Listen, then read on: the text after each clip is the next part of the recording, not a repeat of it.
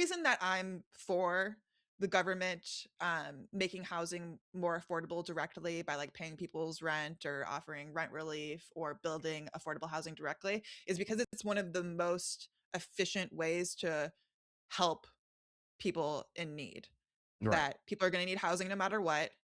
And if they're not securely housed, they're going to be on the streets potentially, or not able to contribute to the economy because they're so stressed out.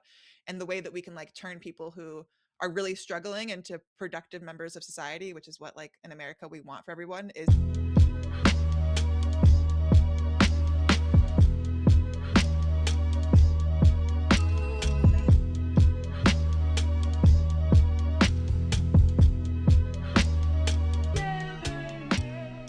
My guest today on the Empathy Hour is Dr. Daryl Fairweather, PhD, author, chief economist at Redfin, and one of the sharpest minds working on housing in America today. Before landing at Redfin, she earned her PhD in behavioral economics at the University of Chicago and was at the Boston Fed in the late 2000s studying foreclosures during the last housing crash. Those experiences, as well as her time as a senior economist for one of the top tech companies in the world, 100% shaped how she thinks about the mess we're in today. I'm very honored that we got the chance to sit down so she could help me understand the past, present, and future of the housing market, which I heard is only going up, and that means good things, right? All of the Empathy Hour. Hope you're feeling the best you can. So, this is obviously going to be. I'm a crop out any sort of incriminating details. But this right here was my childhood home. oh, very cute. My dad, I was like, for the first 5 years, we lived in an apartment, but my dad bought this home in 2000 for, I'm looking up, I remember he told me he bought it. It was built, and you see that, it's a nice little starter home. Like there's been renovations done. Like we moved out of here since, but a lot of this is what I remember. Like Mhm. we've had this since 2000. That's been there since 2000. This very millennial checkerboard Love pattern that. that I don't, you like it, I love it. Um, More importantly is our basement bathroom. Oh, wow. Is that wallpaper or is That that I mean, it is wallpaper, but when you say wallpaper, it makes it sound as if we chose to wallpaper it that way. And it also does bring up the fact that yes, that means we could have changed this wallpaper at any time of the 17 years that we lived there, but we did not. But in 2000, my dad bought this home for $163,000, and that was on basically a one man salary, 45K working at the state office with a wife, a 5-year old, and my 13-month-year-old sister in tow. After 17 years, hard work, couple of renovations, he sold it for $289, which does seem right to me, right? Like it about doubled in value over the better part of a decade. 6 years later, in 2025, how much do you think that house is on the market for now? Bought for 163, sold for 289 after 17 years, and 6 years later, what do you think the value is? probably double what it was in 2017? It Is that is. right? So if okay, actually, well, don't make me do math on air. That's so rude of you. Like all the iMath says yes, so times two. Somewhere between 400 and 500 is what I would guess. Yeah, it's on the higher side of 400. It is now Okay. after only 6 years, 461 $0.8 thousand. What's going on?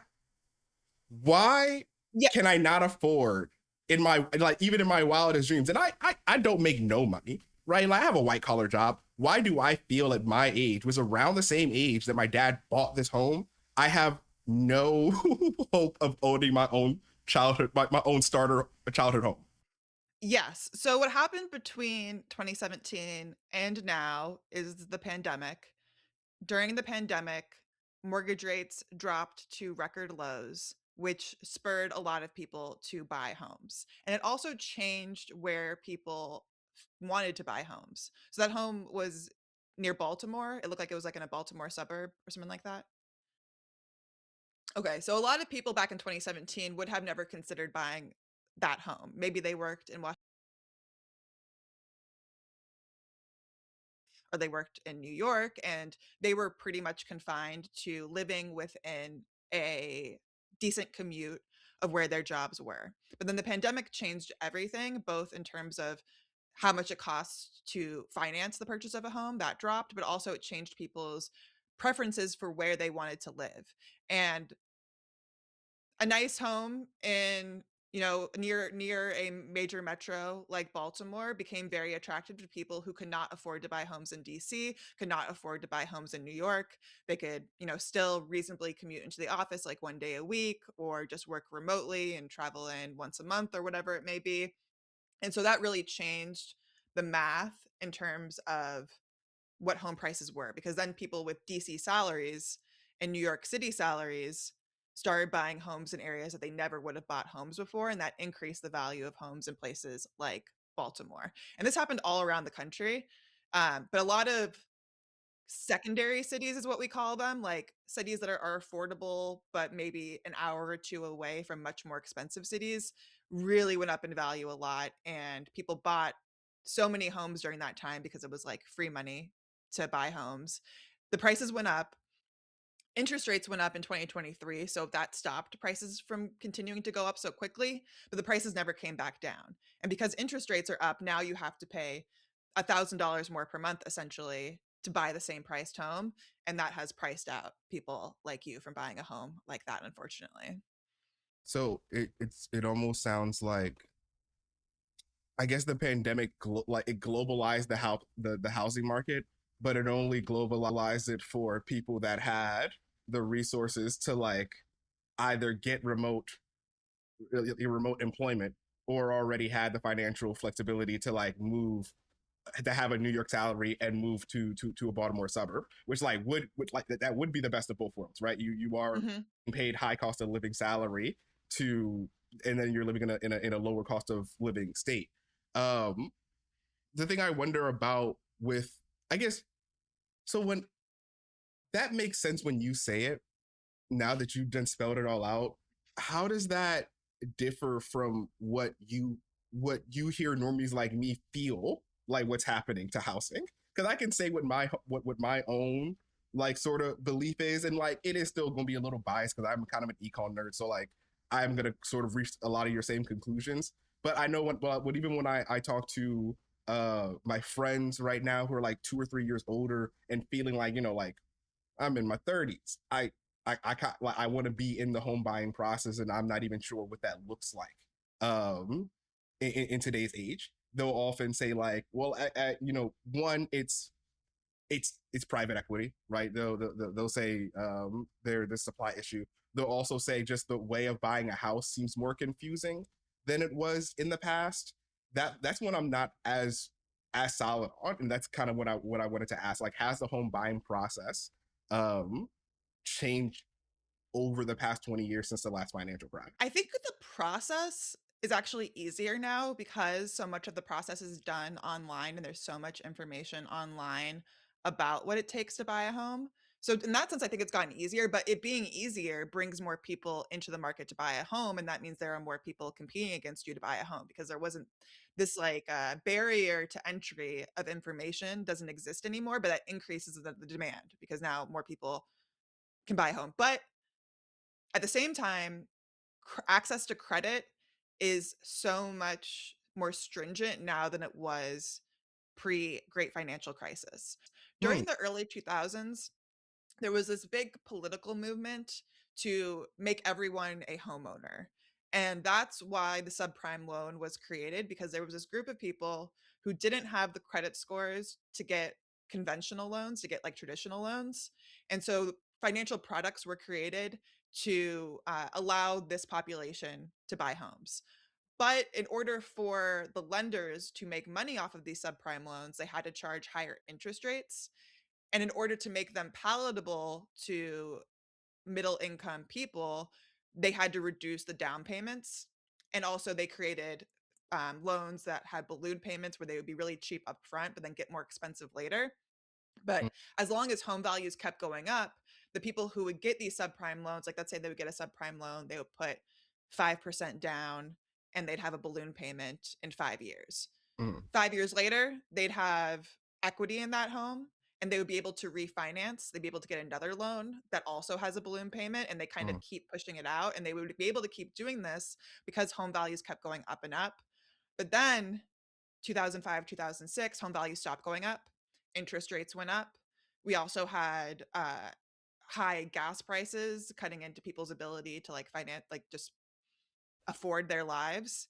And people started to sell their homes because they weren't really able to keep up this game of I'm just going to keep refinancing, or I'm going to keep selling and rebuying, and I'll never have to actually pay off my mortgage. which is the And whole, then once like, your home value isn't what it grows to be when everyone's all happy with their home value rising up. It's what it's going to be when you need to sell it. And yes. everyone needs to sell it. They're not gonna, they don't want to buy each other's overpriced homes. Yeah, so once this started to kick off, where people started to need to sell their homes because they couldn't afford to keep their mortgages and they couldn't afford to refinance their mortgages, more listings hit the market, more supply relative to demand means that prices start to fall even more. And once prices started to fall, like everything started to fall apart. This is kind of what's in the movie The Big Short. That once home values fall, everything that was premised on home values continuing to rise fell apart to the point that it took down the entire economy because there were all these financial products Do you mind if I pause? premised on Point. the idea that these mortgages would keep being paid off and that home values would keep going up. Okay, cool. Do you mind if I pause back on that American dream or American housing point? Because I did find it Mhm, very interesting. Like, so you bring this up that this happens in the, I guess, late 90s, early 2000s or mhm, actually, yeah, of saying like, hey, we want people to be homeowners. And that does come from, I wouldn't even say like it's not even like an idea that sprungs up. It's more like America trying to like make good on this vague promise they make via the American dream that, like, we're all frontiersmen and we all get to own things. We all get to own your little kingdom by having a house. And so mhm, a lot of like the arc of being American, and I gotta say this, especially as a man, like feels like I'm working up until I get some way to own some a wood and a block that's mine, and I get to pay it off. And when I get to pay it off, that means I get to give it to my kids.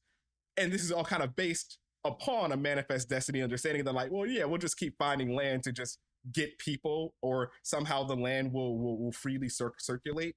Um, I guess I'm wondering in that itself, because my question leads to I'm still being the normie in the back of my head. It's still wanting to say, okay, so whose fault is it though? Whose fault is it that I can't have my house? Like, part of me is like, okay, so it seems like it's kind of like the market forces. So kind of me and my, like, it is me and other people's fault that we can't have houses because of the timing that we all want them. But then it's also um the high interest. Oh, okay, actually, I remember how I want to phrase this question. Is there ever a timeline in which, because we understand housing is important to the citizenry, important to the populace, that we decommodify the housing instead of making it easier to get housing from, I guess, other private lenders, since that's what inevitably ended up in the interest rates becoming too high, right? Because like, as you explained, these were people that couldn't own, like, financially, we were saying shouldn't own houses. Like, we didn't trust giving them that credit.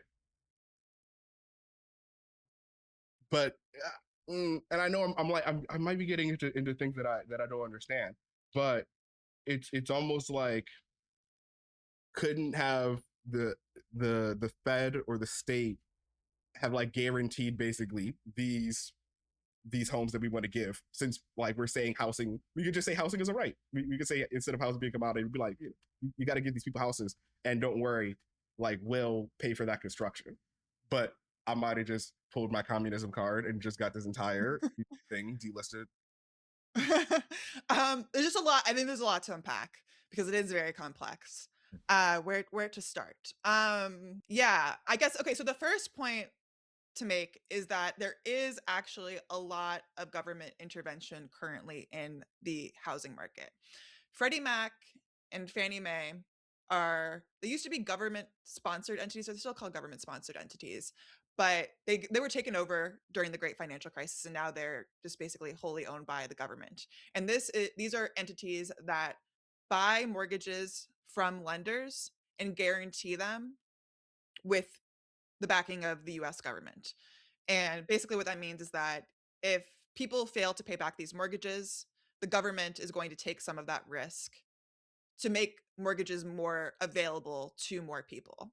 So to a certain extent, there already is like a lot of government intervention in the for sale housing market. There's also a lot of government intervention even in the rental market. We have the low income housing tax credit that gives credits to builders who are specifically building housing for low income people. So we don't have a perfectly free market housing market. There already is quite a lot of government intervention into the housing market, not as much as other countries. In Singapore, for example, I think this is maybe the model that you're thinking of.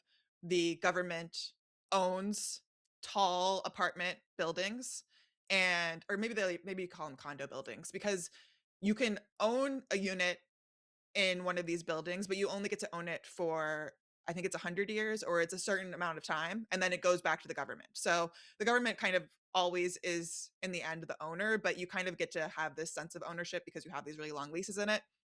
And Singapore's system is really interesting because they really do socially engineer their housing. They make it so that, like, Singapore is very diverse. They have a lot of different ethnic groups, a lot of different language groups, and they really try to integrate all of those different types of people in their society by having them live all in these buildings. And their government housing is really nice. Like, you as an upper middle class person, you would be totally happy to live in one of these apartments. It wouldn't feel like you are taking, some kind of scarlet letter by living in government housing. It's Right. There it's would very be nice. connotation of how we consider like the projects over here. And they still have a private for sale market, but that's like the Mm, mansions. If you want a mansion, you got to go buy it yourself, and those there's ones are something. very expensive. But upper middle class people they live in these government houses in Singapore. The downside though of Singapore is that there is a lot of government social control in general. Like, Singapore is notorious for, you chew gum, you could get arrested for chewing gum and spitting it on the ground. There's no porn is illegal in Singapore. And when the and because they have so much social control, they don't really have this issue of people not wanting to live near lower income people, because I think in the United States people don't want to live near lower income people because they associate that with crime. But in Singapore, they really have the crime situation very much under control, maybe more so than people in America would feel comfortable with. But that's just one example. But that was just one point that you said. But you said a lot of other stuff that I can comment on. But I guess my point there was just that there is government intervention in the US housing market, but it does look different, and they don't go as far as other countries. Or we The U.S. lacks 7.3 million houses for, we're going to turn to renters with who have like extremely low incomes, according to an estimate from the National Low Income Housing Coalition. Mhm. No state has enough homes to bridge this gap. Focusing in on obviously my home state of Maryland, our shortfall is about 100,000, 96,000 homes. With, speaking of where I grew up, about 1/3 missing in Baltimore. Low housing supply is often cited as the culprit behind, like, when we talk about the affordability crisis. Not enough homes, especially in the areas that people want. How do things like red tape and regulation affect us getting or I guess getting adequate housing supply? I think it definitely plays a role.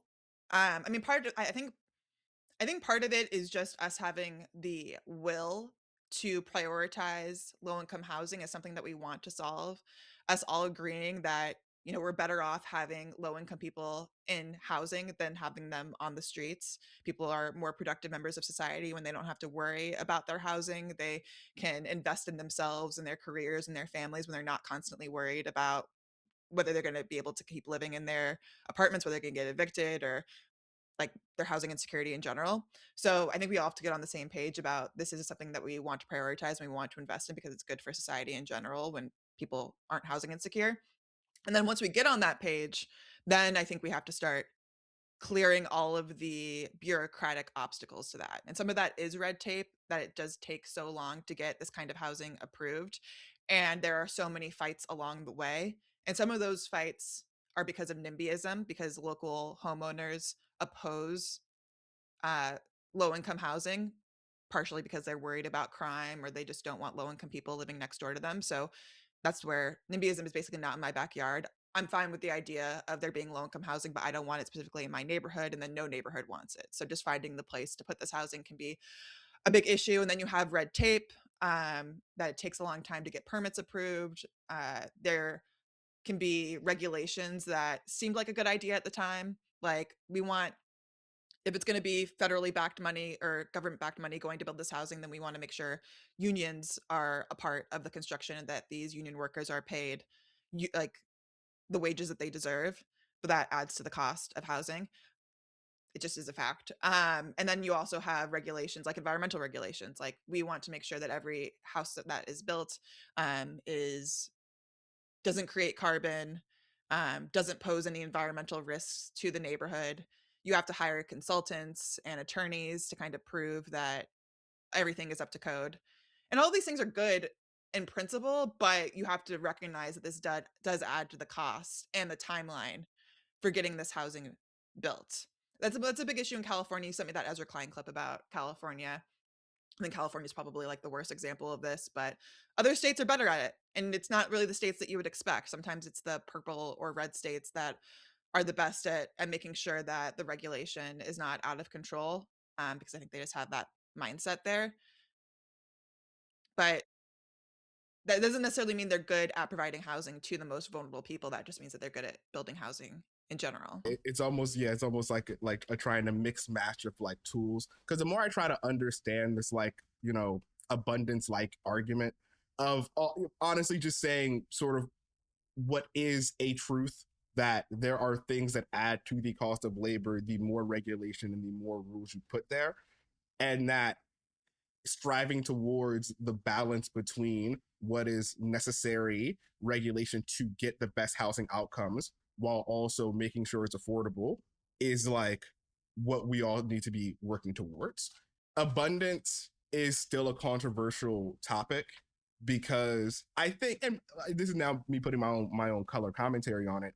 There, I guess it feels like it might be a misframing of like where we should be focusing on how to do that first big push of getting more housing, in which, like, to your point, right, obviously the one of the bigger things we should be focusing on is just helping people that don't have house, that are housing insecure, getting them secure housing, really, by any means necessary, because the data bores out that the more people that are housed, the more economic opportunities come to that area, because you no longer have people worried about not having housing, and then you no longer have people not wanting to live near people who don't have housing. And then abundance kind of comes in and says, like, yes, we can do that, but we should get rid of those DEI initiatives. But we should, like, kind of this carbon credit. I think that the tension comes from the fact that we have really neglected the housing problem for over a decade now. I would say we really stopped caring about building housing after the great financial crisis, because there was so much building during the housing boom. People felt like that was one of the causes that we overbuilt. And also, people didn't like that their homes went down in value so much. So people started being resistant to the idea of building more housing and how that might impact their own home's value. And now we're at this point where we have neglected building housing for so long that the only way to really do it, like do this big push where we're going to build millions, 7 million housing units, 10 million housing units. Like, if we're really going to be serious about building that many housing units, then we need to start being a little bit severe, or maybe not a little bit severe, just severe in general, about cutting costs, making sure there isn't any red tape in the way so that we can accomplish this goal in a timely manner. Otherwise, we're probably never going to have enough housing. And so I think it really is a failure of policy going back decades that is making us make these hard trade-offs now. Because if we had built housing when we were in the Great Recession, when people needed jobs, we could have put government money toward building housing back then. It was cheaper back then. There wasn't as much there wasn't like so much land scarcity back then, but we neglected that for so long. Now it's like, okay, we have to start making these hard trade-offs. What do you care about more, environmentalism or housing security, about unions or having enough housing? And that's really because, yeah, the failure of policy going back at least a decade. Here's some stats I want to throw at you before I ask this bigger question. Empty nest baby boomers also got this from Redfin, own 28% of the nation's large homes, while millennials with children own just 16%, barely half as much, and Gen Z obviously own less than 1% of the large homes. This is the problem, and I've had this conversation with my dad before, because you have this dual issue where there aren't enough large homes on the market for millennial families that should be around, my age, 5 years up, moving into that starter home. Part because there aren't enough of those homes, and then even the home that you can get is overpriced, and the mortgage rate is rising.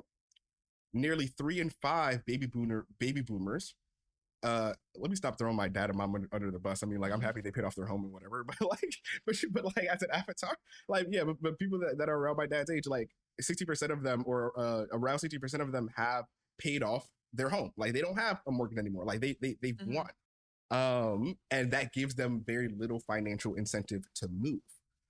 There's like some other reasons why, they have a community, but often instead of what I thought was going to happen when I was younger, which was, oh, eventually you get too old and the house gets really lonely. So, they downsize, they go into a home, and that's how we'll get new housing on the market. This must how it always should have worked. People that are in their 60s and 70s are looking at the same market I'm looking at and saying, like, oh, that's tough. That's tough. Mhm. Why would I sell in this Mhm. environment? My house is $700,000 in value, and I don't want to. Even if I downsize, I'm gonna downsize in something like, what, 500,000? No, but but you kind of but you would feel like they should be okay taking that out, because you only got so many more years left to live. But um, this goes into the question that I've asked my father and other economists, honestly, a lot. Why are boomers, and to a less, to I guess maybe a puppeteering extent, private equity, so short-sighted about the future of housing? Because when you look at this chessboard, you're like, okay, but if you're not if you're not letting young people buy the housing that they need, and the people that you used to make money off of are about to be no longer here, what do you think is going to happen in a couple of years? And it seems such an obvious gap that you would think an adult comes in a room to, like, figure it out. So I'm wondering, like, how are I guess, so therefore, in my actual thinking brain, right, not doing it as a bit, I'm like, what economic forces are so strong that they're allowing us to keep taking these short-term paydays with no regard for what's obviously going to happen, what is now happening in the long term? Yeah, I think it goes back to what you were saying earlier about this idea of the American dream, which is that once you own a home, you've made it, you have your own little kingdom. A lot of baby boomers, they don't even want to pay property taxes on their home. They feel like they've already paid off their mortgage. Why do they have to keep paying property taxes?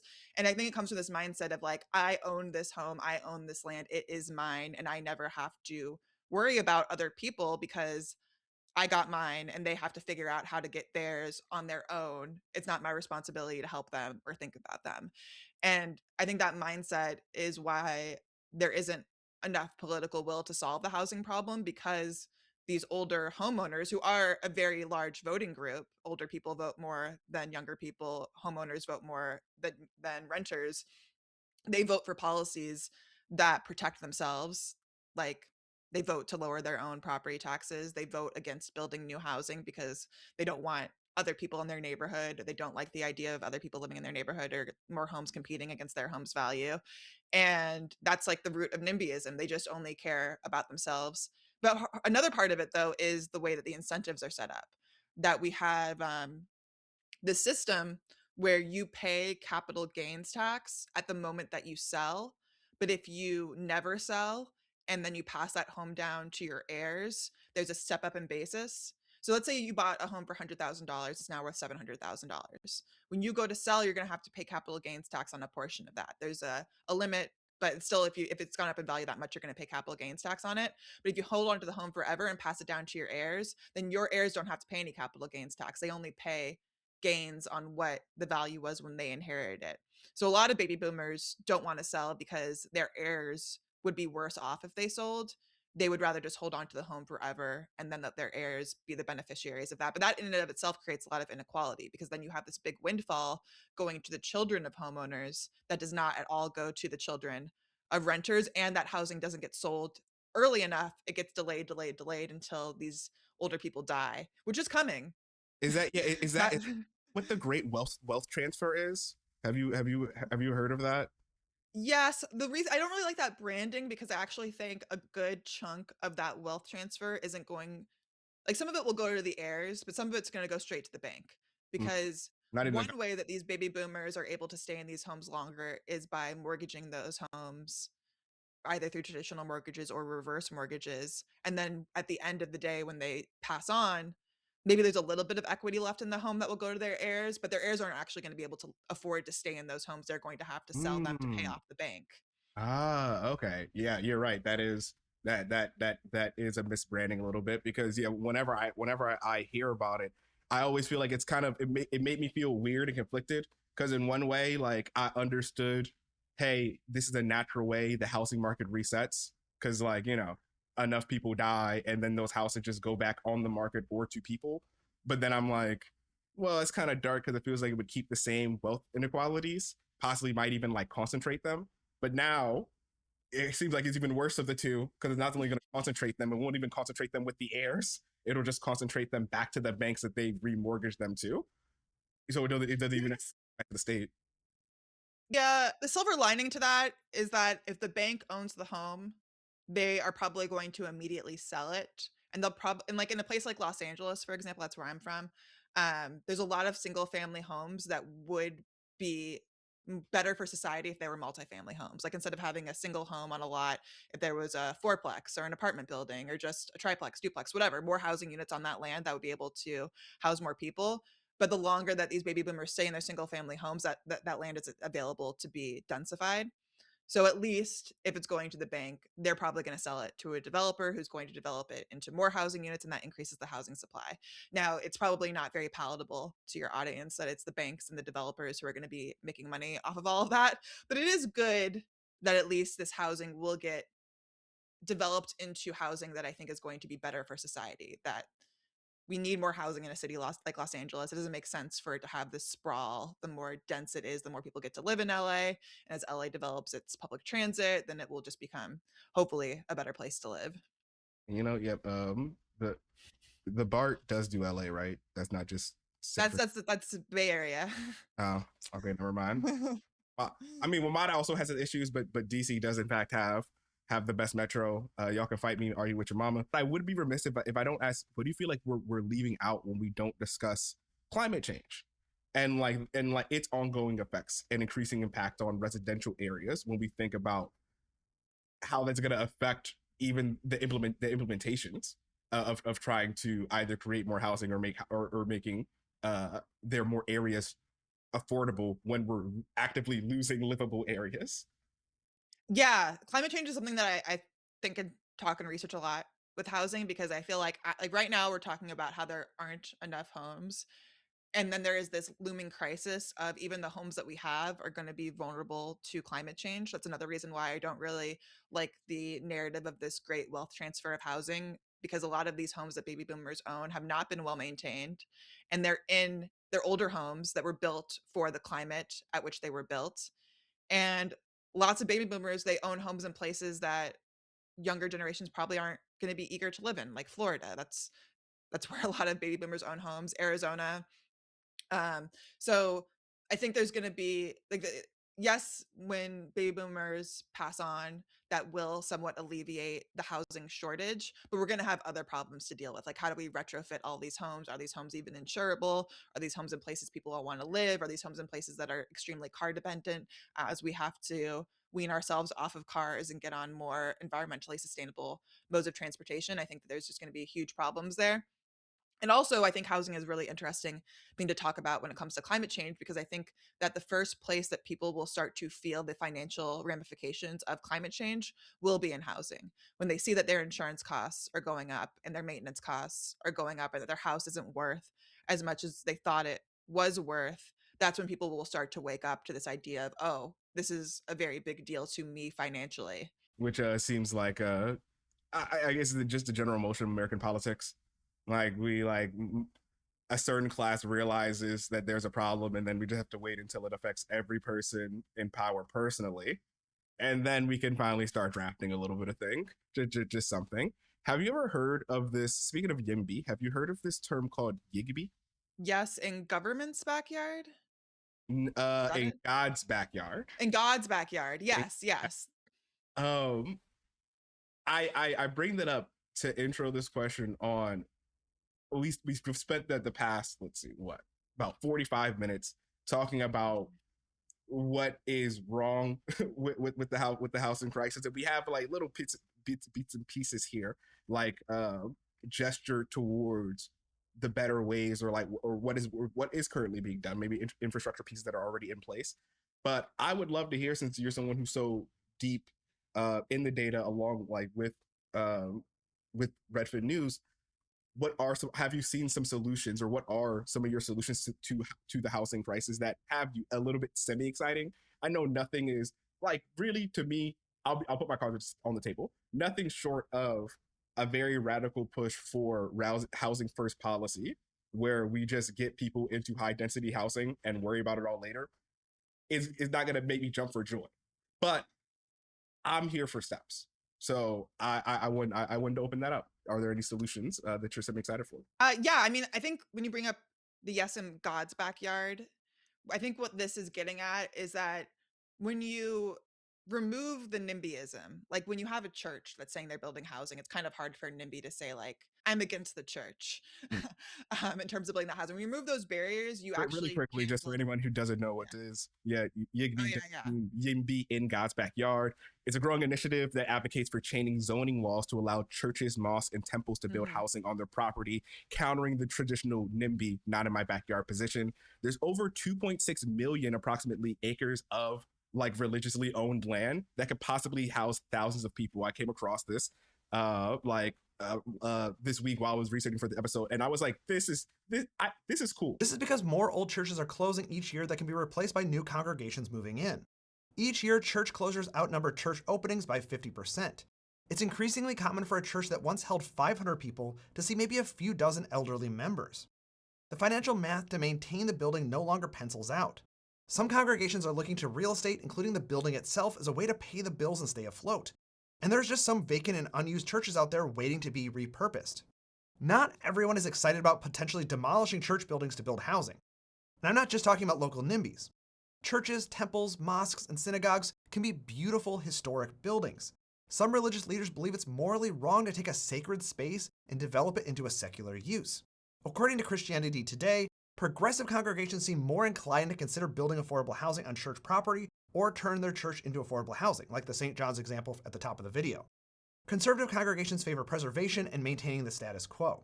These are the creative ways that I am thinking of, like how we get around forcing people, basically forcing people to get more housing, to just let them experience having more housing in their area first, and then they can understand they're making too much of a big deal about it. So yeah.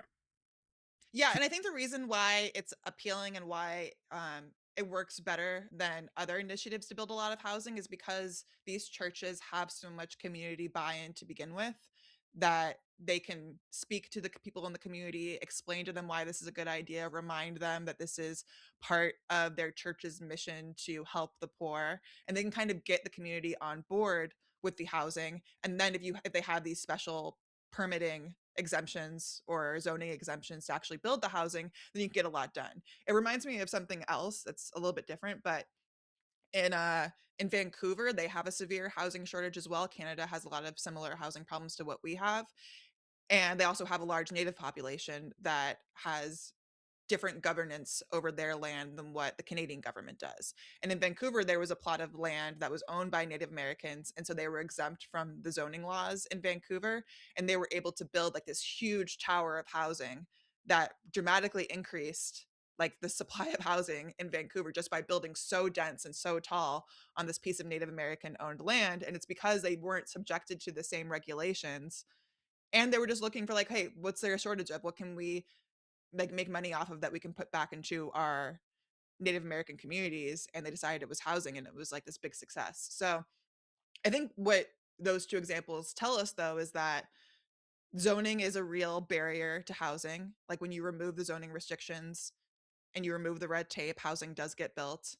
But also that you do need, I think, some level of community buy-in as well in these types of organizations, whether it's a church or it's, tribal organizations. They can kind of facilitate that community buy-in. It's harder for people to oppose it because then they have to be going against the church. They have to be going against these tribes, Yeah, I and do that that is next. unappealing to it's a bad look. It's basically a bad look. Right, yeah, basically like the real the only, I won't say the only, but like the most ethical method, instead of sort of how we like to approach it theologically or like ideologically, which is where the like we want to identify, because we're the upper middle class, so like we're usually not in these places that might be super desperate for housing. We want to identify the pockets that need housing and say, hey, build more house, or that could take more housing, and say, hey, we should build more housing in there, when it needs to be the reverse, right? It's much better when the community says, oh, like I do recognize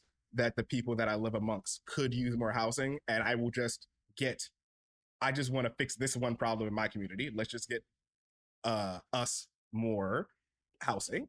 All part of the selfish socialism that I've made up as of a couple of weeks ago, that I actually do want to talk a little bit more about later. Yeah, so Yigby, uh, any give me Well, one. another example of this, of I think community led housing density, is you see it in universities. Like universities, they have Mhm. dorms that would not be legal to build off campus. Off campus, you can't have people living in these single residency occupants, SROs. I forget what it said. That basically means that you live in your room and you share bathrooms, you share kitchens. You Mhm. see that kind of housing all the time in universities, but it's illegal to build that kind of housing in neighborhoods outside of universities because they're associated with poverty. They call them flop houses. There were a lot of these types of housing, And yet people the say first they half of the miss 20th college century. and yet people say they miss college all the time. You don't miss Yeah. college. You miss having a walkable city with consistent food and lighting. That's what you miss. But if you wanted to move to a big city like San Francisco, Washington D.C., New York as a young person in your 20s, there's nothing wrong with living in your own room where you share a bathroom and you share a kitchen. Maybe that's even better because you get to be in community with other people while keeping your housing costs low, but unfortunately that kind of housing for the most part has been made illegal. And then also another part, I said yes in government's backyard, but there was this push during the election, both sides talking about, well, what can the government do to build housing on the land that the government owns? Like if you have a post office that's only 1 story tall in a dense urban area, why not put apartment buildings on top of that post office? And then you can kind of not, and then you don't have to I, deal with the same kind of pushback because I, it's government owned. that's facts. Like, why not? Like, I see them you see them over Walgreens all the time, and it's a selling point of like that apartment being like, oh, you can go downstairs, like there's a Target or like a food hall connected to it. Okay, yeah, facts. Another one that I even liked that I came across was speaking of, and it's so I think it's very insightful what you brought up in your last response of, and I think in both of your last responses, that it is often the like some of these, especially in the university model, is our connotation with denser housing being with poverty, being associated with poverty or sloppiness, that stops us from these honestly pretty creative and like community and pro-social um um solutions. uh I ran across this idea, or I ran across this company that does like portable homes, like I'll call it a factory built mobile homes. So it's like, so yeah, he manufactured housing, and like this idea of right now, like they're usually only in trailer parks, but like people are just like building two, like bringing two halves of a home that apparently can be built in like 50 or assembled in 15 minutes, made in a factory. And they took this one, I think it was I'm putting up the video here, but I'm pretty sure it was in the South, go figure, where they allow them basically just turn this one plot of like land into like 10 pieces of housing just within the afternoon. Like they were suddenly like, or yeah, they were like 5 to 10 piece of land, or piece of housing. And I was like, yeah, you know what? Like, if it looked like a house, if it looked, because there was a whole trend before about like, hey, I bought a house on Amazon, or I bought a house on Temu, and like, people wanted to see like, would it really come? I didn't know if those were scams or not, but I do think the idea of there will have to be a modulation, right? Like one of the questions that is still in my mind is, huh? It seems like the more we talk, if the answer is higher density housing does not have a fence and 2.5 kids. It might still have 2.5, Mhm. right? But it have a backyard. And does that mean like, for me, right? And it's unfortunate of my own upbringing, being a black African man, right? And I'm like, but my house, I see it fading into the distance, and perhaps that might be for the best, right? Is the future maybe going to be more condos all the way down? Is that how I do you feel? think there's a concept in housing called missing middle. Missing So if that? you go to Brooklyn or you go to Back Bay, Boston, you see these row homes where they're very nice. They're multiple stories. They maybe have a little tiny backyard, and the houses are all very, very close together. And there really isn't very much of a front yard. And you can fit a lot more housing just by reducing those lot sizes, allowing homes to be built taller and just closer together. You can still have like your home where you don't have necessarily anyone above you or beneath you if you just allow for the lot sizes to get smaller. So that's one type of missing middle housing. Also duplexes and triplexes I would put into that category. But in that housing can often be like considered very affluent depending on the neighborhood that it's in. Like if you're in the Upper West Side, you see that kind of housing all the time and you associate it with something that is, I think, more wealthy. But it does. I guess what I'm trying to say is that there are many different versions of the American dream, and wealthy people even often choose to live in this kind of denser housing because they are making the trade off of I want to live in the city, and this is the kind of housing that's available. I think in the future, like ideally in the future, cities have much denser housing and don't have these large lots where there's empty land used for yards and we have more communal parks or a courtyard type housing where there's like a playground in the middle for families, that kind of housing. That's what I would like to see. And then if you still want to have your big yard, just go move to the country. I live in a rural area. So it's like it's still possible. It's just that I think in the places where we have the most scarcity of land, we have to use that land more efficiently. That's true. And it, yeah, no, I think that's actually a good way to end that question, because I'm wondering, who is George, and why is everybody shouting about his land tax? Okay. Henry George was an economist, philosopher at the turn of the century during the Gilded Age. And his big contribution to economics was that he figured out okay, so in economics, there's two inputs to productivity, GDP. You have labor and you have capital. Labor is the work that people do, that humans do, and capital is basically everything else.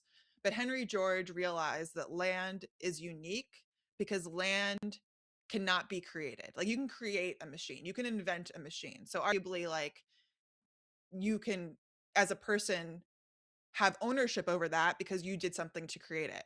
But nobody creates land. Land ownership is a invented concept, and land, because it is indestructible and you can't actually do anything to change its value as an individual, the value of land actually comes from its location. This is like in real estate: location, location, location. That's what they say about real estate. You can change everything about a house except for where it's located.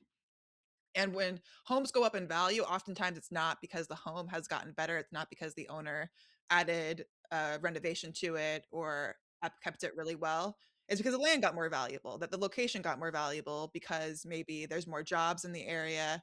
Maybe people discover that it's a beautiful beach nearby and that people really enjoy that beach. Or maybe a bunch of artists moved in and then people want to be near those artists and be on the art scene. So they want to move in and follow them, and that drives up the land values, but the landowners don't do anything to contribute to that increase in value. So George's idea was, well, we should tax that land because, I mean, in principle, like this land kind of doesn't belong to anybody. It belongs to all of us because nobody created it.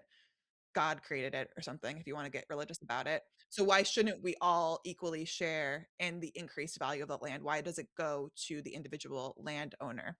And then having individual landowners also creates these perverse incentives where people speculate on land. They buy land with no intention of doing anything with it, and then they just wait for it to go up in value. And then that land isn't actually adding to the economy. It's just being kind of held, sequestered off because somebody is waiting for it to go up in value and make money off of it. By the way, I think it's even more like what's the word? Like it's more disrespectful, but I was looking for a classier word because, like, you know, it's one thing to take the land, right? That, by the way, ding ding on you. Nobody really owns it. Nah, I gotta digress for the bit. I probably said this before on the show, but like I've always, the way that I've answered the question, like if you had time travel, like what time would you go back to? And it's usually like people are like, you know, would you go back and kill baby Hitler? I wouldn't kill baby Hitler. You know, I wouldn't kill baby Hitler because I could solve a problem with like with something way more. I go further back than that. I go back to England. Whoever put the first fence around and them grass and nobody beat their ass, I'm changing that. I think about it. I'm so sorry, but I think about it all the time. I think about it all the time the same way the first person that told me like it's possible that agriculture also probably like destroyed humanity, just insofar as like you don't get property without needing to sit somewhere with agriculture. Different story for a different time. But the fact that someone was like, yeah, I'm gonna just put some fence around here and like, yeah, you guys can't touch that. And I'm like, there had to be the first day someone did that.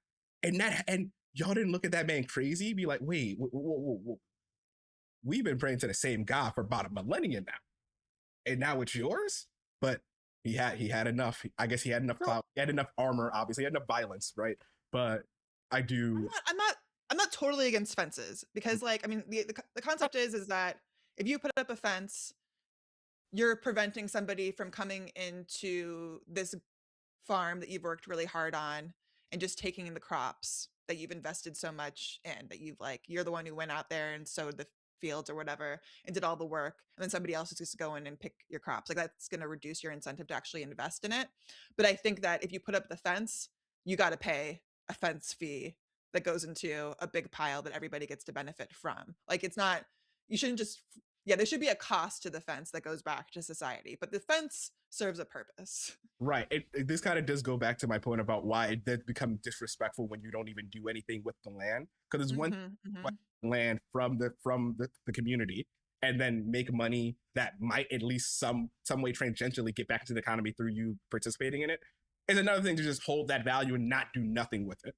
Right. Which is when I think I came in contact with Georgism and the idea of a land value tax that says, hey, you know, at the end of the day, if y'all want, because a lot of manipulation really does happen from trying to ascertain how much should be given back to the community based off of the labor or revenue generated from a business, right? As a consultant and a CPA, I look at this constantly, right? That's why we do public audits. However, if you just tax the land, like that's at least just one value, and it's going to be a much more stable value than trying to get a percent of claimed expenses over claimed revenue. It's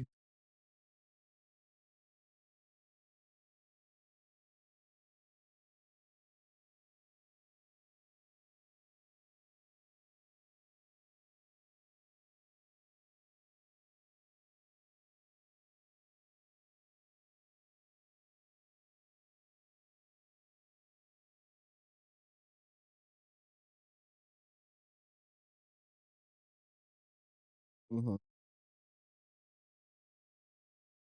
And that's really what it goes down to. I think even before when we started talking about whether or not it's a, or like when we talk about this it is zoning that disincentivizes the type of housing supply that we need where we need it. But I often do fall back on the idea that I think there's too much luxury housing. That like there's too much luxury housing, especially for rent, considering like very plainly the market isn't there, and that seems like a market failure that could be and should be or I guess I would like to be fixed. Let me not say shit. I don't know what the hell I'm talking about, right? But like I think should be addressed by disincentivizing people that only want to make housing, but like seek housing as a commodity, if that makes sense. This is now me sort of being like a high school econ student, being like, it's not fair that the economy is set up the way that it is. But I do yearn for some sort of reforming that makes building housing more like a university endeavor, if that makes sense, right? Like, I always thought it's weird that you can get rich building houses because it's kind of like being an injury lawyer or something like that, or like being like a I mean, yeah, I guess being a landlord, right? like I, you know, being a landlord is cool until your landlord decides that actually I want to boost up the rent $1,000. Actually, let me be fair to landlords. Boost up the rent $500, and like it's not nothing against you. I just want a new tenant in the house, and you're like, hmm, there's probably a better way to organize housing than through all private people. But now yeah.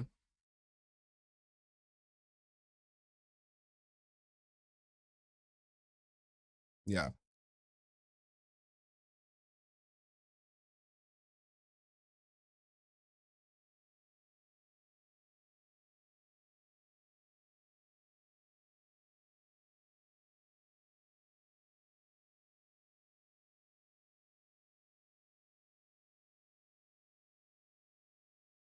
Am I wrong to be using commodity and investment interchangeably like that?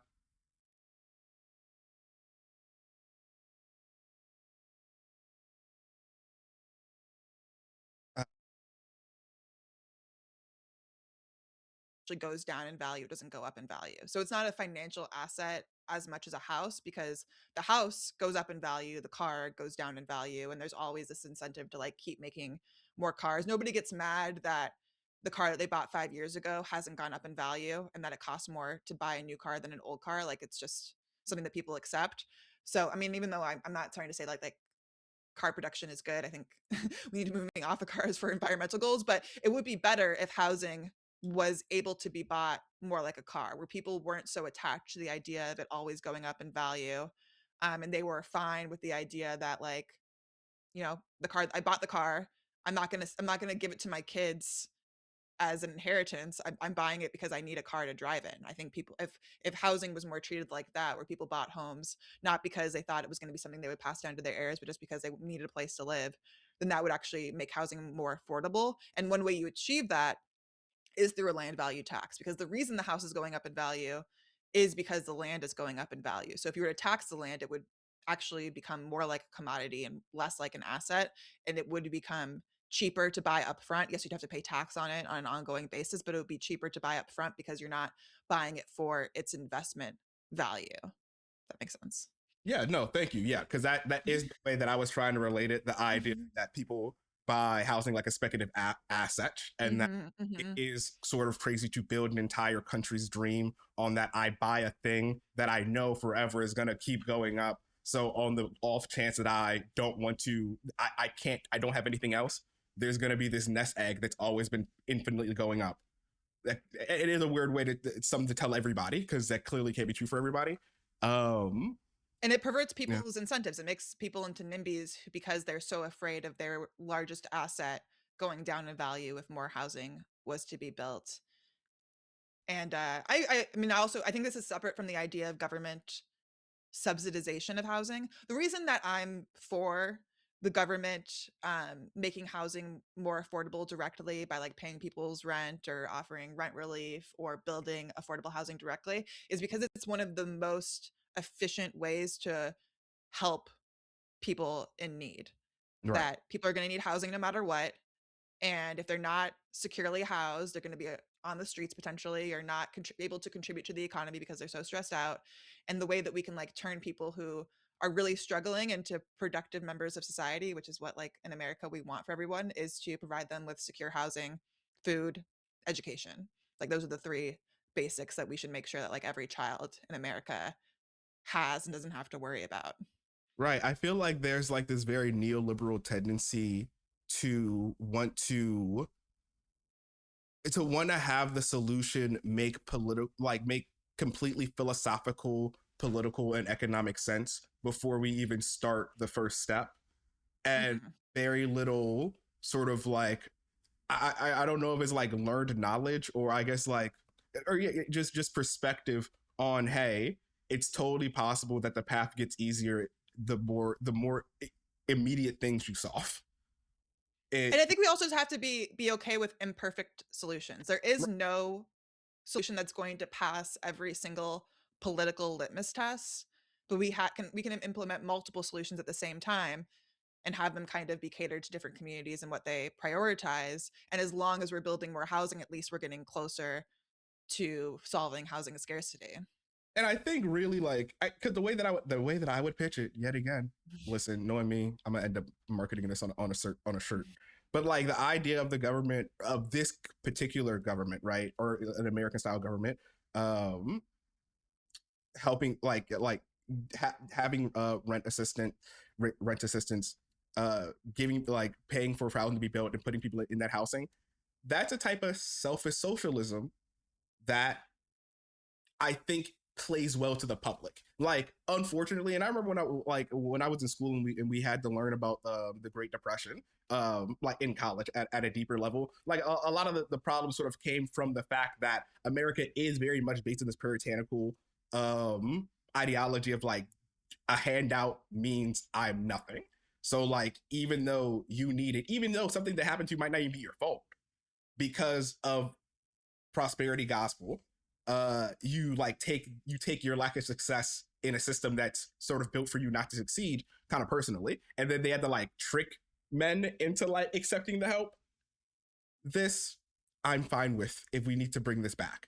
More so, because like I forgot who said it, but I'm now of the opinion of like, listen, you guys are just gonna get this free healthcare. You guys are gonna get this good high school education. You guys are gonna get a public auction for grocery stores. I don't care if you hate me because what I look like, or because I want that for you, but I'm gonna get it for you so that you can experience it and you can act like you never hated it at all.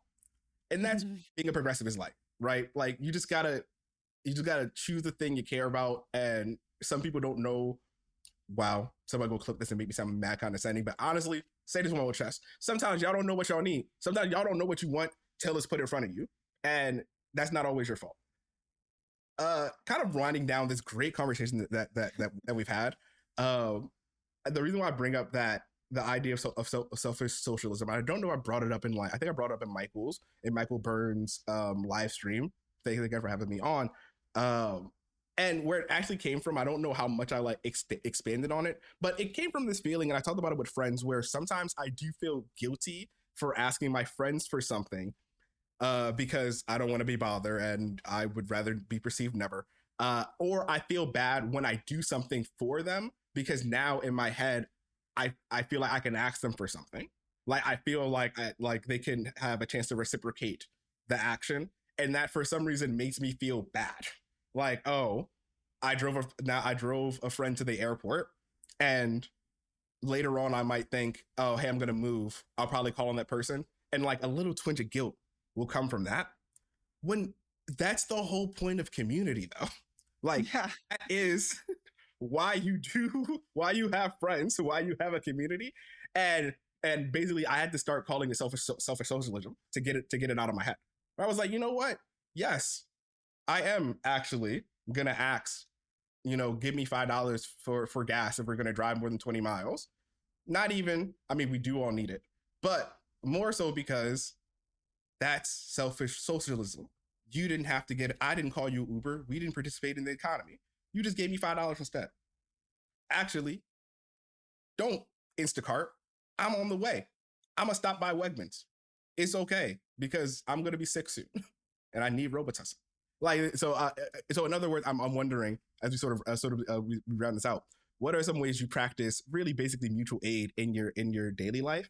I'm really interested in that. Yeah, part of my story is that I was living in Seattle working, you know, for Redfin, headquartered in Seattle. Then the pandemic happened, and I no longer was tied to living in Seattle. I didn't really have much community in Seattle. I wasn't from there. Um, my mom was living with us there, so that's one way I practice community. Is that for a big chunk of my life, adult life, I was living with my mom. We were pulling resources so that I could buy a home. But anyway, after the pandemic, we moved to Wisconsin, which is where my husband's family is from, where he's from. And I was able to sell my home in Seattle, and I ended up buying a house in Wisconsin for much less what my Seattle home was worth. And then I had money left over to buy my mom a house, or a condo. My mother-in-law and brother-in-law were having a really hard time finding housing to rent out. So I bought a home that I rent out to them. And then same with my brother, bought them a home to rent out. So I mean, I feel kind of guilty about it because like I had the financial resources to do it. Not everybody has the financial resources to help out their extended family. But I think that's what you're supposed to do when you have money, is to be like, who are the people that I love in my life who are housing insecure? How can I take that, alleviate that pressure from their lives so that they can live their best lives? And I think that's what the government should have, that mentality towards society in general, is like, there are all these people who are struggling. How can we like take the pressure off of them so that they can lead better, more productive lives? And then what you were saying before about like feeling guilty or feeling a type of way about helping somebody out, what I try to remind myself all the time is like, same team. Like when you're on a team, when you're playing a team sport, you're not supposed to be only thinking about how many points you're scoring. You're thinking about like collectively as a team, how are we going to advance? And I think having that mentality towards your friends or your community of just like, hey, same team. Like we're trying to get the team to this place, not just me as an individual. No, that's very real. That's very real. And like uh I I really retweet what you say about, I think the best you could, or I think what you should do is, if you have the means, helping out your, when I say extended family, I mean extended found family, like in general, right? Like your close extended community. And when, because the problem of burnout on the left is a very serious one. That the deeper and deeper I've got into the movement, and it is because like, you know, shout out hoppers, I guess, because this is the only example that's coming to my head right now. Like, yeah, it can feel like you're doing it all, like there's so much to do and you're doing it all alone because you exist in a culture that is opposite of what your views are a lot of the time. But like in actual marginalized communities, like where they don't have the resource and they have to make do, you do realize like, uh, when you help your brother by alleviating that stress, he now has more in his cup to pour in his into the rest of his community. Yes. Like that is actually how it grows. You don't always know how it's going to take place, but the more and more I've been into community organizing, I've been like, oh, this might be the actual better methodology to say, like, instead of focusing on national issues, or even though international issues are for sure important, but it's like if you want to do something, like it is okay to feel a bit selfish and saying like, okay, how do I get my family, my found family, my friends, my favorite coffee shop right? Because that's actually gonna end up doing that community, that greater community impact that you're looking for, but without all that pressure. Yeah, and I mean, I try to balance it too. I mean, I've been trying to think through this a lot because I'm on my like charitable journey. I feel like I ignored it for a long time just because I was so focused on like how can I get my career right, and Mm, like, it's like putting on your own mask first. But now that I am in a better position, I'm trying to think through like, yeah, where how much money do I want to allocate towards charity? I do give to Give Well, which is that charity that like buys mosquito nets for people mm, in Africa. And like those are people I'd never meet, never see, but I know that those are some of the people who are most in need. And I try to balance that with, well, who are the people that I have a problem that I can solve right now?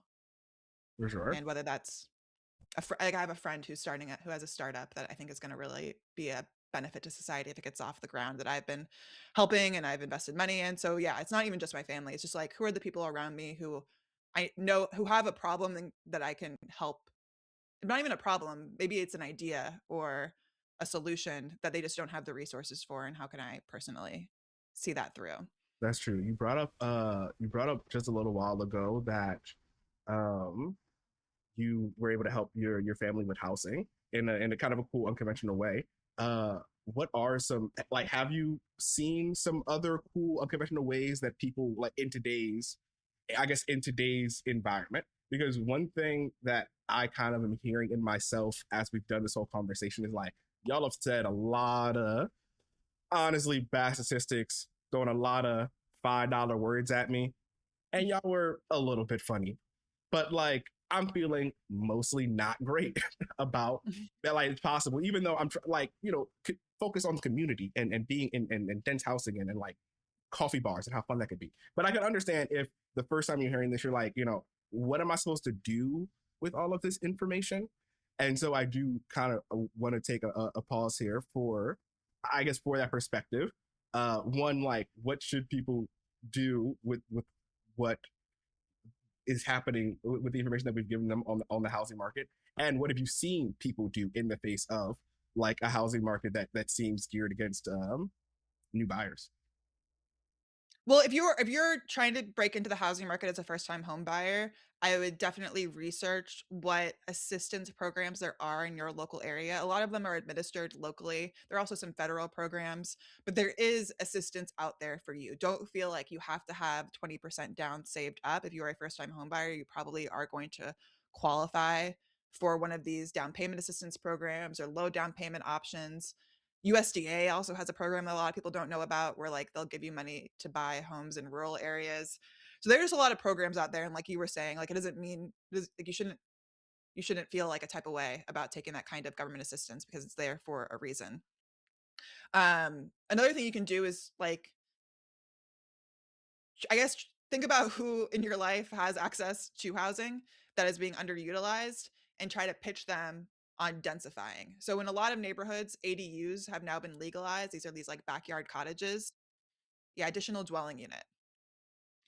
Backyard cottage, grandma flat, mother-in-law unit. They have all these different types of names.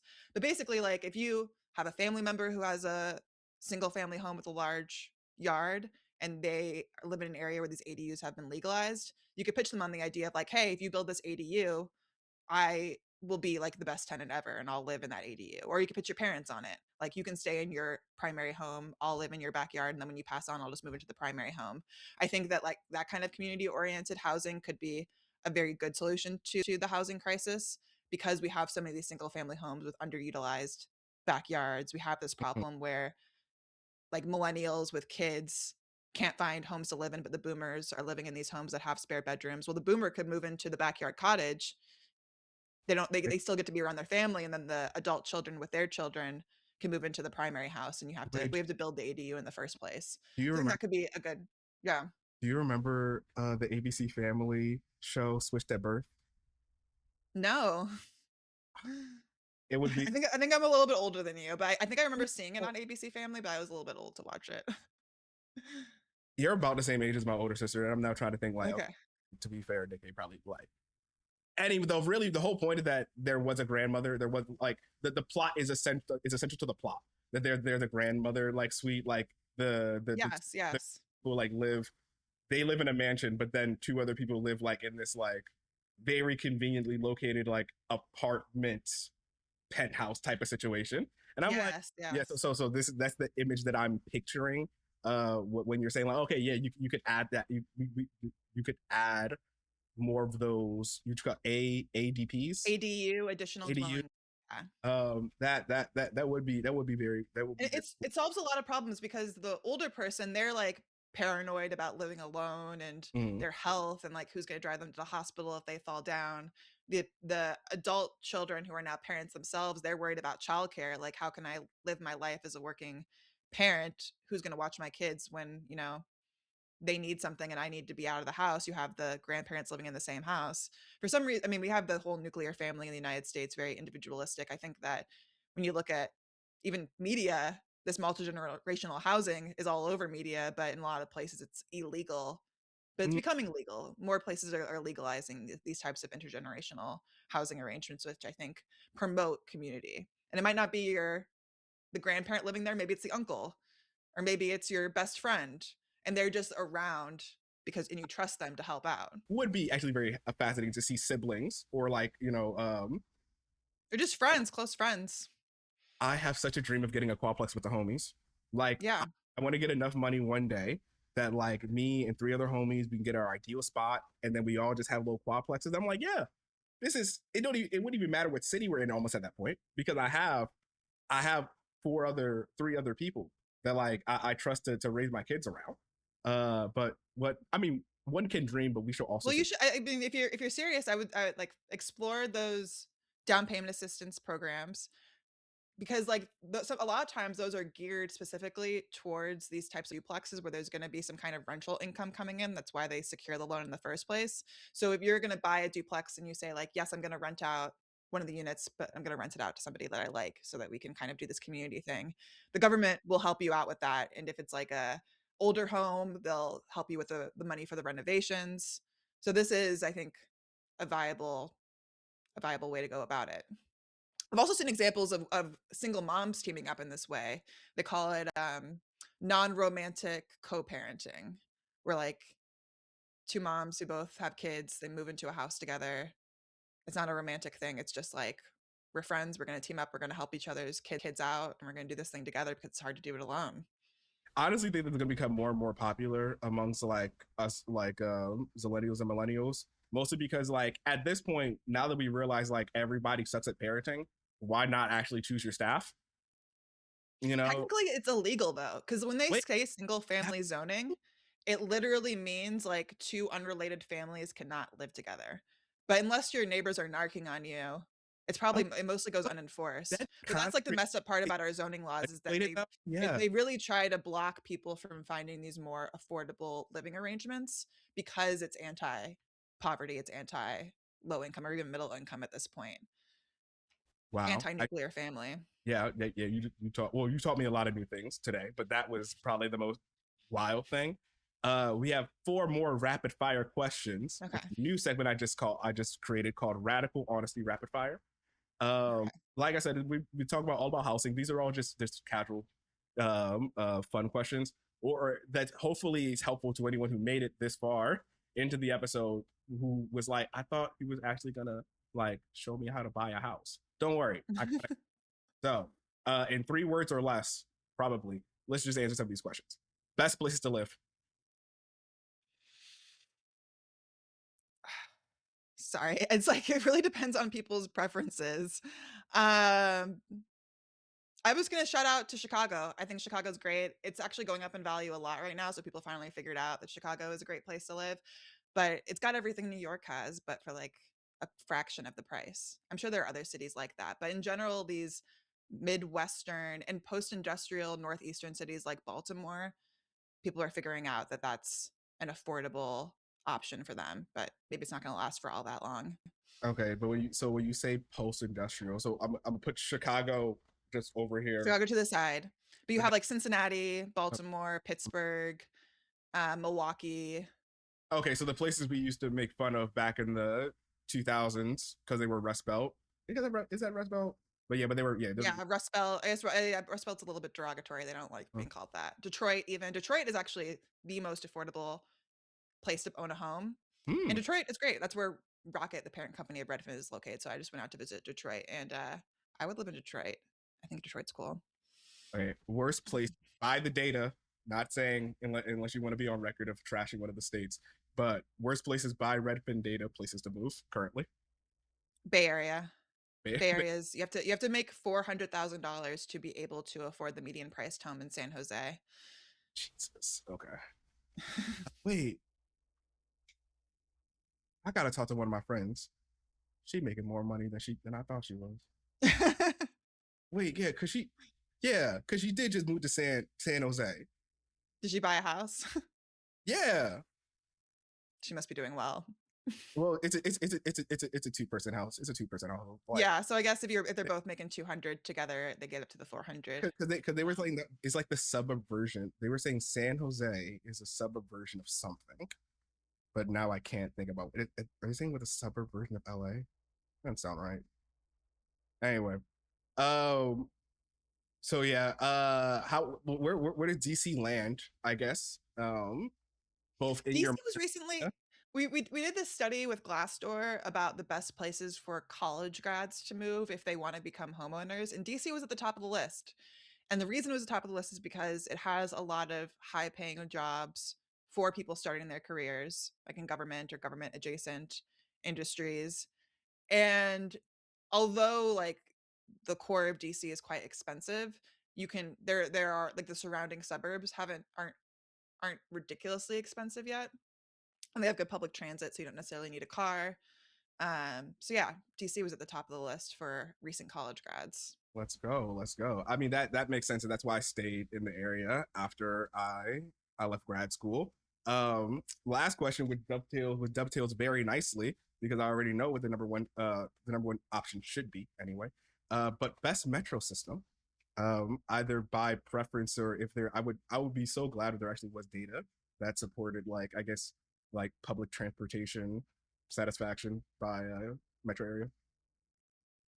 Well, you mentioned DC, and I would agree with you that DC is one of the best simply because the trains tend to run on time and not break down. New York, I would Yes. put like maybe number two just because of the sheer like density of their transit that you can really get anywhere in New York. Maybe you won't get there on time or the train will break down, but it's just laid out in a way that you can get everywhere really easily. The problem with Boston's T line is that like it's just not laid out that well. You always have to kind of go in a weird direction to get where you're going. Like maybe where you want to go isn't that far away, but you have to go all the way into the center of Boston and then take another line to get out. Mm-hmm. Chicago's all right, but yeah, I think that DC and New York definitely have them beat. New York still gives me a bit of a scare. I do think last time I went down to the Bronx, I don't think I got lost for the first time. Like, DC just has colors. DC just has colors and it works. We just put the Yeah. purple line in and everything makes sense. I'm on the red. I hop to the green. The only one that I felt similar ease with is in the Bay Area with the BART. Went down Mhm. there a couple of years ago and I was like, it was clean. When I went down there. So I gave some respect. I gave some respect to it. But yeah, WMATA, though operating at a loss. Which, to be honest with you, let me just putting this opinion here for the side for a second, so we know my own politics. I think public transportation should run at a loss. Like Yeah. everything that I've learned about it, like I I I nixed like, there was a version of this code open where we talked more about our shared love for economics. But to be honest, we already started talking about the movie stuff. But I do sort of resent this view of, like, at least in pop economics, of like how are you going to pay for that, or how this thing going to make money gets applied to literally every single function, even ones in government. When government, like, to me personally, is the one time the sort of default should be, at least the second question is like, how does it pay for itself? This does not, this like, is the one place where the first question doesn't have to be how does it pay for itself. We're not trying to sell anything. We're the government. All the stuff we're doing is like supposed to actually be helping some sort of thing in the community, or yeah. Or the way that it pays for itself is that people can get to jobs where they pay income tax that they wouldn't otherwise have a way to get to. And they don't have to get cars that emit carbon that we're going to have to pay for later on at some point. Like the idea of how does it pay for itself? It's like, well, because it's making everybody more productive and better off. That's how it pays for itself. About that part. Lastly, before I say that, thank you so much, Dr. Fairweather, for being on my show. This has been a very fun conversation, very wide ranging, and I feel like we got to hit a lot of stuff. Um, you're invited to come back at any time. And lastly, I'm wondering, since we are both, well, I mean, there is canonically one economist on the screen right now for those who are watching the videos, but as two economist lovers, we'll say, do you think economists will experience a renaissance in 2027, seeing as suddenly the economy has become, we would say it's always relevant, but seeing as the economy has become hyper relevant to a lot of people these days? Like the field of economics No, like, yeah, or I guess like economists. or the economy itself. Wait, I'm No, yeah, economics as like the communicators, is like the profession.